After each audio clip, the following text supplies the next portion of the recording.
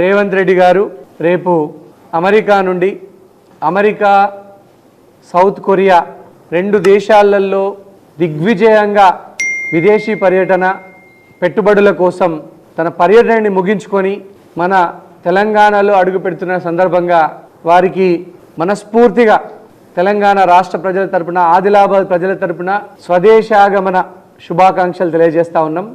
8 నెలల్లోపే 73,000 కోట్ల రూపాయల విదేశీ పెట్టుబడుల్ని తెచ్చినటువంటి ఘనత ప్రజా ముఖ్యమంత్రి మా కాంగ్రెస్ ప్రభుత్వ రథసారథి శ్రీ రేవంత్ రెడ్డి గారిది। అధికారం చేపట్టిన 8 నెలల్లోనే మొన్న దావోస్లో వెళ్ళినప్పుడు 41,000 కోట్ల పెట్టుబడులు తీసుకురావడం జరిగింది। ఈరోజు అమెరికా సౌత్ కొరియా పర్యటన సందర్భంగా 32,000 కోట్ల పెట్టుబడులు తీసుకురావడం జరిగింది। 19 కంపెనీలతో ఒప్పందం చేసుకొని 32,000 కోట్ల పెట్టుబడిని తీసుకురావడం జరిగింది।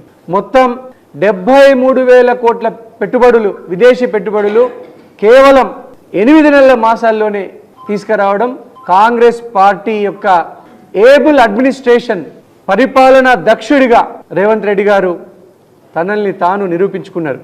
గౌరవ ముఖ్యమంత్రి రేవంత్ రెడ్డి గారు తెలంగాణ రాష్ట్ర రూపురేఖలు మారుస్తూ ఉన్నారు। ఇంతకుముందు ఉన్నటువంటి ముఖ్యమంత్రి కేసీఆర్ ఏనాడు పెట్టుబడుల కోసం విదేశాలకు వెళ్ళలేదు, ఏనాడు కూడా ₹1 పెట్టుబడి తీసుకురావడానికి ప్రయత్నం చేయలేదు।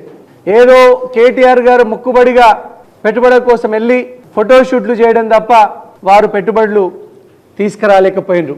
ఈరోజు మన తెలంగాణ ముఖ్యమంత్రి శ్రీ రేవంత్ రెడ్డి గారు మాటల ముఖ్యమంత్రి కాదు చేతల ముఖ్యమంత్రి అని నిరూపించుకున్నారు। ఈ 73,000 కోట్ల రూపాయలు ఒక్కొక్క అమలు దాలుస్తూ ఉన్నాయి, ఇంప్లిమెంటేషన్ అవుతూ ఉన్నాయి। కొన్ని లక్షలాది మందికి ఉద్యోగాలు తెలంగాణ ప్రజలకు ఉద్యోగాలు కల్పించబోతూ ఉన్నాయి। మా సీఎం గారు ప్రజాప్రతినిధులందరూ కష్టపడి పనిచేస్తుంటే పనిగట్టుకొని ఒక వర్గం ప్రతిరోజు బురద చల్లడమే ఏకైక లక్ష్యంగా పెట్టుకున్నది। తెలంగాణ రాష్ట్రంలో ఐటీ రంగం కానీ ఫార్మా రంగం కానీ ఆర్టిఫిషియల్ ఇంటెలిజెన్స్ కంపెనీలతో పాటు అనేక కంపెనీలు పెద్ద ఎత్తున ఇన్వెస్ట్మెంట్ చేస్తూ ఉంటే 8 నెలల్లో గత 8 నెలల్లో ఎన్నడూ లేని విధంగా పెట్టుబడులు తెలంగాణకు వస్తూ ఉంటే తెలంగాణను అభివృద్ధి చేయాలన్నటువంటి ముఖ్యమంత్రి గారి పట్టుదల వల్ల ఈ పర్యటన వల్లనే ఇంత గొప్పగా పెట్టుబడులు తెలంగాణ రాష్ట్రానికి వస్తున్నాయి। గత బీఆర్ఎస్ హయాంలో ప్రజలందరికీ తెలిసిందే 7 లక్షల కోట్లకు పైగా అప్పులు చేసింది గత బీఆర్ఎస్ ప్రభుత్వం, కేసీఆర్ ప్రభుత్వం।